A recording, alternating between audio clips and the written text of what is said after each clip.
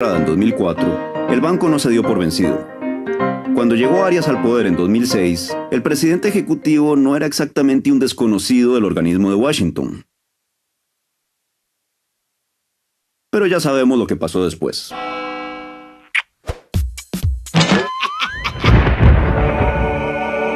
En suma, el juego contra el Seguro Social es un esquema complejo en el que a los intereses que defiende el Banco Mundial les choca el modelo de la caja.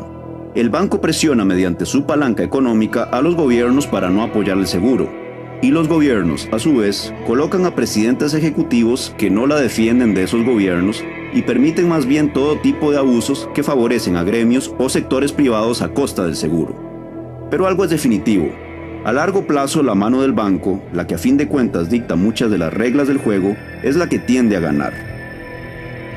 Y finalmente, ¿cómo se ha visto este juego tras 3 décadas de apuestas contra el Seguro Social?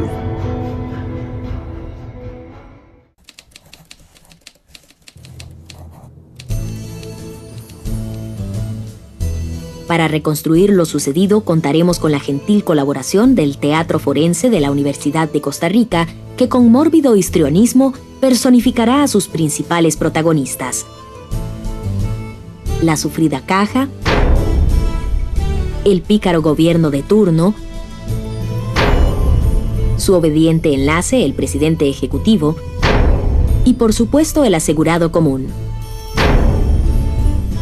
Hoy presentamos los 9 golpes contra la caja.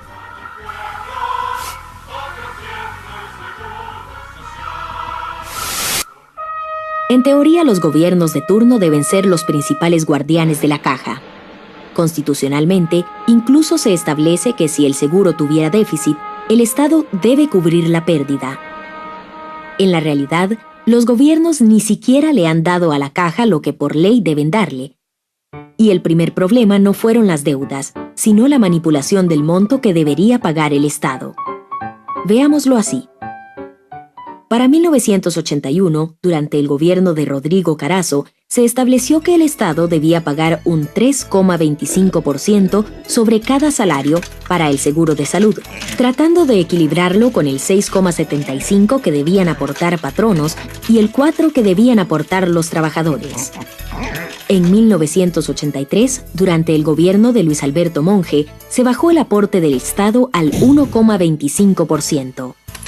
No obstante, Monge tuvo el cuidado de subir el aporte total de los 3 sectores de un 14% a un 16%, es decir, protegió las finanzas de la caja, aunque recargó estos costos a patronos y trabajadores.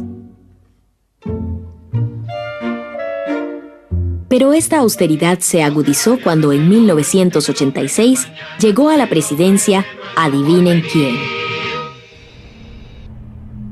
Aunque suene increíble el golpe financiero a la caja por parte del maestro Arias durante su primera administración en sus años mozos, quizás sí haya sido más nefasto que el que hizo más Madurito. Fue de hecho un doble golpe. Primero, entre 1986 y 1988, redujo aún más el aporte estatal a la salud de 1,25% a un 0,25%. Así que del 3,25% de Carazo, nos quedamos hasta el día de hoy con ese miserable 0,25% que quedó de hecho a nivel reglamentario. Así las cosas, los aportes de los 3 sectores quedaron, bueno, un poco desproporcionados. Pero Arias no se quedó aquí, sino que redujo el total del aporte de los 3 sectores del 16 al 15%. En tanto, a las pensiones no les fue mejor. En los años 70 se redujo a 0,25% el aporte estatal, algo que en 40 años nadie actualizó. A pesar de que la población claramente iba envejeciendo y la ley constitutiva de la caja dicta que cada 3 años deben hacerse correcciones para prevenir desfinanciamientos. Ahora, para ayudarnos a cuantificar mejor el impacto económico de estos desbarajustes, acudimos donde otro doctor Arias, el doctor Rodrigo Arias. Pero no este, sino este. El profesor Rodrigo Arias López no solo es el cofundador de la carrera de Matemática Actuarial de la Universidad de Costa Rica, sino que trabajó por 12 años en el Departamento Actuarial de la Caja. Tras tomar en cuenta todas las variables, realizó un cálculo de lo que dejaron de aportar los gobiernos de turno gracias a estos ajustes a favor del Estado, y lo que nos dijo nos dejó estupefactos. Eso calculado a colones de hoy equivale como a 9 billones de colones. Para que el público tenga alguna noción cotidiana de estos montos astronómicos, pensemos que si al Dr. Franklin Chan se le descompusiera su cohete de plasma y tuviera que pedir un taxi para ir al espacio, con esos 9 billones, Chan podría ir de ida y regreso al antiguo planeta Plutón en su punto más alejado del Sol. Ay, don Franklin, mira que se me olvidó poner la María. Pero ni siquiera sobre esta contribución reducida, los gobiernos han sido muy buena paga que digamos.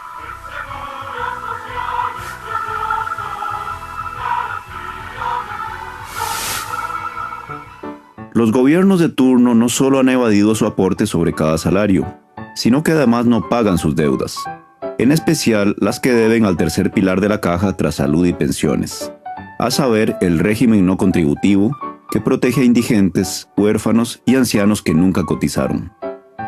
Como ha denunciado el profesor Arias, históricamente los gobiernos solo han pagado como 1/3 de esas obligaciones. Pero además, 2 transformaciones de la caja profundizaron aún más las deudas. Cuando se traspasaron las unidades de atención primaria del Ministerio de Salud a la caja, resulta que el Estado tenía que transferirle también recursos suficientes a la institución para que ésta no tuviera que quitarle recursos a sus otros servicios.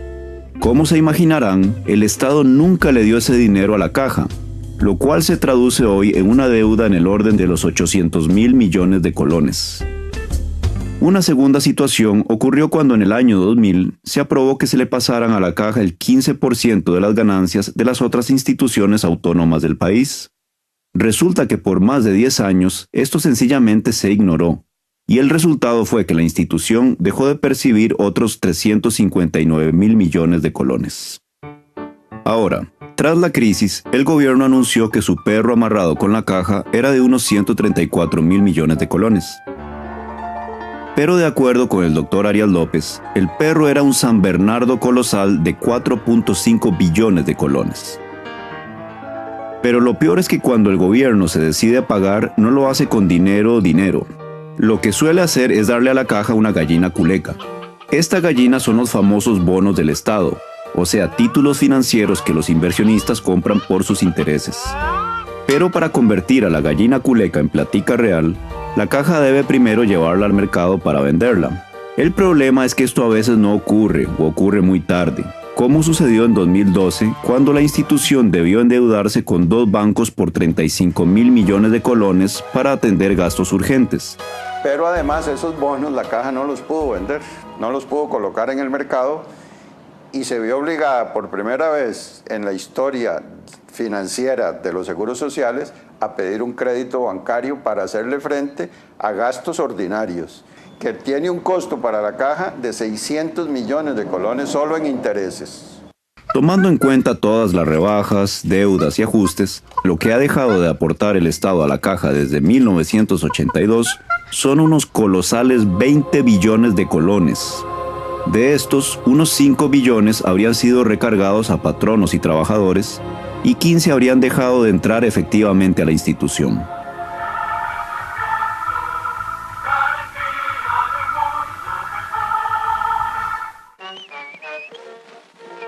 Pero los pícaros gobiernos de turno no solo no pagan, sino que se las han ingeniado para de hecho sacarle dinero en efectivo a la institución, amparándose en su control político y decretos ilegales e inconstitucionales.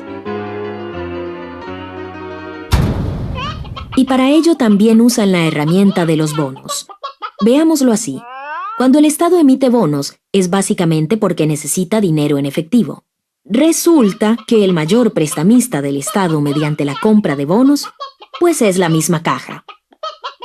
La razón es que se usan constantemente los ahorros de los pensionados para comprarle bonos al Estado. Y aunque los bonos deben generar ganancias por intereses, El Estado no le paga a la caja esos intereses con el sol radiante de dinero efectivo, sino con aguados nubarrones de más bonos.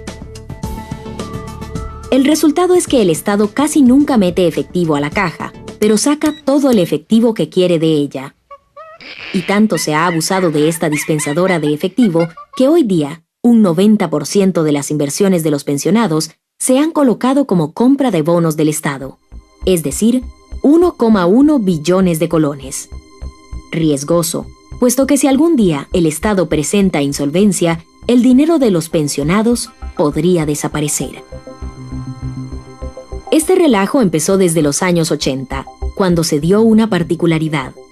No solo se usó el dinero de las pensiones, sino que el gobierno de Arias comenzó a tomar dinero del seguro de salud para sus programas, como se ve en este informe de 1987 realizado por don Guido Miranda, presidente ejecutivo de la Caja por aquel entonces. Sin embargo, el régimen de salud es constitucionalmente un régimen de reparto, debe usarse para la atención y no se puede invertir en nada.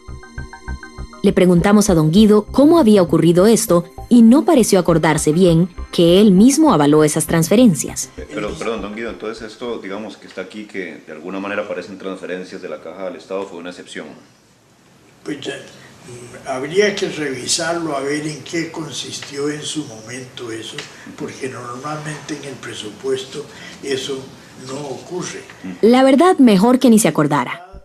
Y es que si hasta a alguien como don Guido, creador de muchas de las cosas buenas de la Caja, el gobierno de Arias lo pudo poner a brincarse la Constitución, se evidencia el daño que hace la falta de autonomía para el seguro. La situación llegó a un grado tal que por 12 años el Estado de hecho obligó a la Caja a reservar un 10% de superávit de su presupuesto para compra de bonos del Estado. Esto es una monstruosidad creada en 1988 por el gobierno de la República. El Ministerio de Hacienda decidió que todas las instituciones autónomas ante la crisis económica, y no era la crisis económica, ya habían pasado la crisis económica, deberían subejecutar el presupuesto en un 10% declarando superávit. Entonces todas las instituciones, y entre ellos la Caja, de esa época hasta diciembre del 99, estuvieron dándole al Estado en dinero el 10% de lo que presupuestaban. Y el Estado le devolvía en papeles ese dinero que se lo quitaban a la Caja. Pero a la Caja le quitaban dinero y le daban papeles.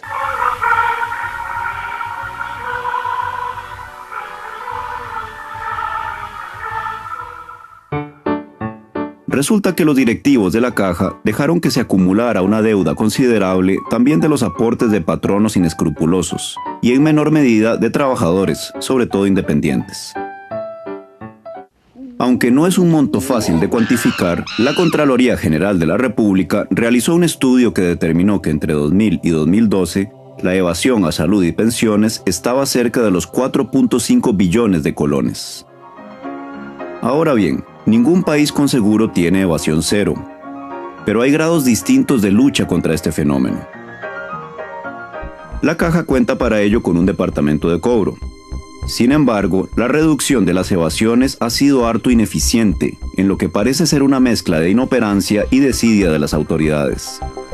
Muchas deudas patronales sencillamente prescriben después de 10 años, sin que el sistema en sí parezca querer ejercer la más mínima presión. Por dicha para la Caja, la ciudadanía contraatacó.